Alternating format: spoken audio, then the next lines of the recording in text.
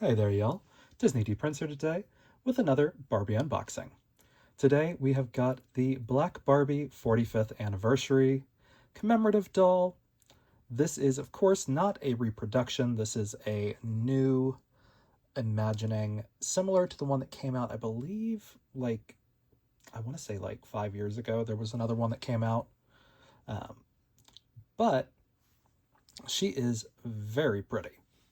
As we can see, her box, she showed up at Target. There is whispers that she's also going to show up on Mattel Creations, but Target is where people are finding her more regularly right now. So I picked her up. She was $35.49, which is a very weird specific price. But she is very pretty. She is a Simone sculpt on a model muse. Here is the back of the box. As we can see, there is some text, and it goes through a couple of different languages, actually a lot of different languages. Black Barbie celebrates Black History Month with a 45th anniversary tribute to the first ever Black Barbie doll and her creator, Kitty Lavinia Love Black Perkins. So it says that in a bunch of things. This is, of course, the original 1980s doll. There is the fashionista version of this doll also. So you can see her face right there. Here is her UPC, in case you are trying to find her in stores. Most Targets got 8 of these. They set them up not in the toy sections, but in the Black History Month sections, which are usually in women's clothing. So make of that what you will. But let's see how she looks out of the box. All right. Okay. So here she is. She is a lovely Simone sculpt. She's got a very good screening. As you can see, not a ton of pixelation. She's got about a 3-tone eyeshadow. And just very pretty. She's got sort of a semi-side glance because she's not truly a front-facing, but she is very, very pretty. So she has got 2 types of material on her dress. This is a tulle and then a satin. So we've got quite a lot to be grateful for on this doll. Gonna knock out some of these little tabs. Sorry, ignore my horns honking in the background if you hear that. Okay. So I think that we got those out. Yes. Okay. So always important to make sure you get the bottom of the dress first. It makes your life a little bit easier. Because sometimes you'll wind up with the box trying to pull at the dress as you're trying to take her out without seeing all those little staples. Now, she has got kind of what I'm coming to assume is just the standard collector Barbie shoes now. She's also got a middle stand like most of the model muses. We're going to take a look at her cert before we finish getting her out so we can have her stand ready to go. So nothing special about the stand. It's just a basic black stand. But we've got her certificate. Now she is a Black Label Barbie, so don't worry about these selling out as much as you can. She's a 25. She's got her item number down there. And kind of a dappled paper compared to the normal, really cheap paper that we get for certificates usually. So that's always fun to see. But my question is going to be more of, what skin tone does she match? Because to me, she's looking like she's either going to have to be the original look Simone or the mountain climber. which I don't love it if it's the mountain climber, because she is hard to come by nowadays. So we've got her out. She's got kind of an Art Deco backdrop. I wanted to take her out because there's going to be a ton of these little strands in her hair. So let's see if we can get this out in here.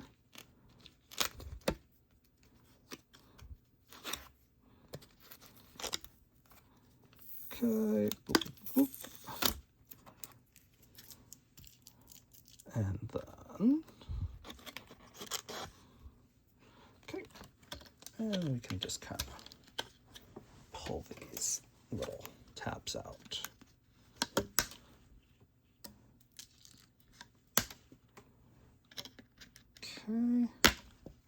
Okay, so now that we've got her out, we can take a better look at her without any shiny material behind her or the box or anything to distract.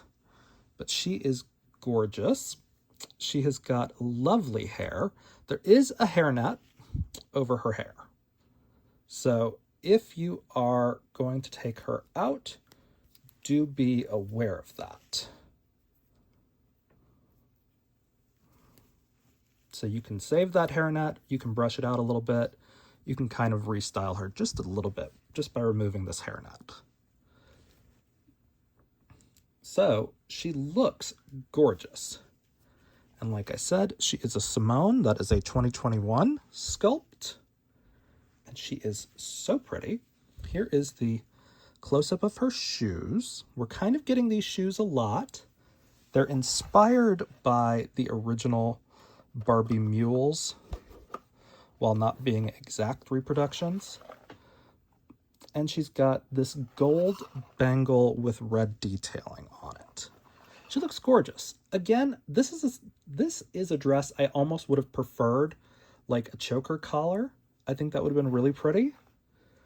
But the dress itself looks great. And more importantly is it looks good from all angles. I was a little worried this was going to be a little too distracting, but I like that it's like a peekaboo panel, and it gives the dress a lot more movement than just being like a sash that drapes down. It's half the skirt, essentially, as you can see. So she looks gorgeous.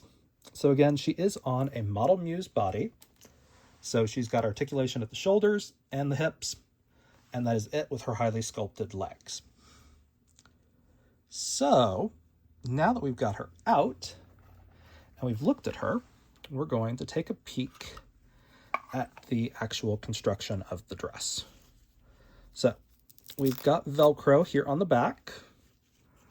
I know a lot of collectors don't like the Velcro. I am not opposed to Velcro when it is done right. I'm opposed to cheap Velcro.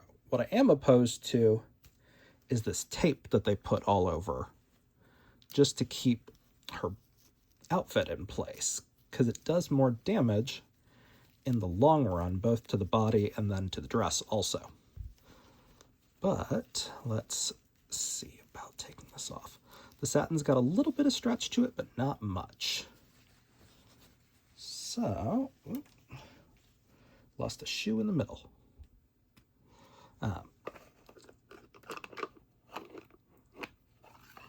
So we will take a look at the dress.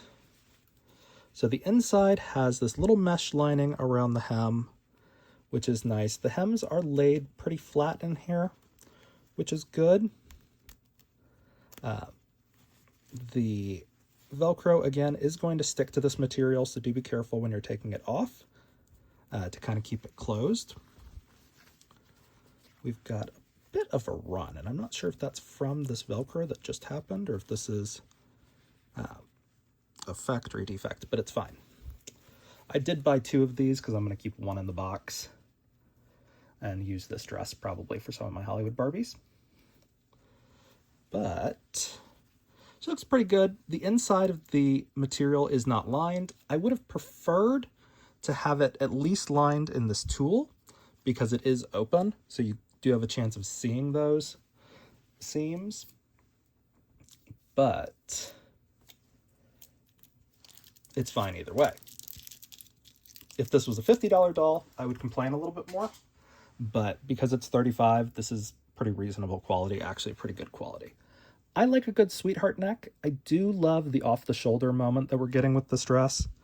It's giving Julia Roberts and Pretty Woman for like 2025, so I'm here for it. I like it.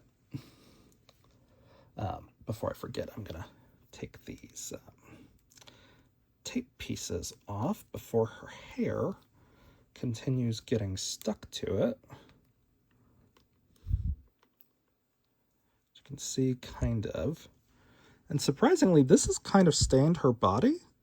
You can see a little bit of discoloration. I don't normally see this on darker tone dolls. But because these sleeves are forced by the tape to be right up against them, it does lead to a little bit of staining. So again, that's why I'm kind of against these tape pieces. But it'll be fine in the long run because I'll use a little bit of soap and things to try and eliminate this residue fully. But she does have a nice, I'd say not a red nail, but like a dark maroon nail that's painted on there. Let's see if her toes are done too. Her toes are not done. They are blank toes. That is fine. Ooh. All right. So, she looks gorgeous. Now, the real question comes if she is going to be a match to any of our readily available made-to-move dolls. Because, again, if she's only a match to a doll that was made back in like 2016, that's not great. So, I want to show you guys some of the more common options that you can find. So, this is one of our darker tone dolls from the Wheelchair Fashionista. So, again, not right. Let's see, this is one of our darker tone dolls from the Looks line. This is the second Looks L. Closer, but still not right. And our last one, that's our option, is going to be the original Simone, who thankfully is close enough. Again, she's not even exactly perfect, but she is pretty close. And as you can see, you're going to get a different look for Simone. Like, these dolls don't look alike when you put them next to each other, but they are the same sculpt. So this is the doll that I'll use to rebody. Thankfully, when these were first out, I did stock up on these because I knew that the skin tone is hard to find. So occasionally you will find these still for sale. I think this one actually came in a bulk lot of dolls that I picked up. So I'm going to pause and body swap these and we'll be right back. Okay, so she is on this body. As you can see, it is almost a perfect match, if not perfect. Actually, I think I may be being too picky. I think this is a perfect match. So I'm going to call this a perfect match for her. The dress is obviously going to be a little snug because this is a tall body. This is the only skin tone that I have her in. So it is not an exact swap. As you can see, there is going to be some pulling at the fabric and the back of this dress is still open a little.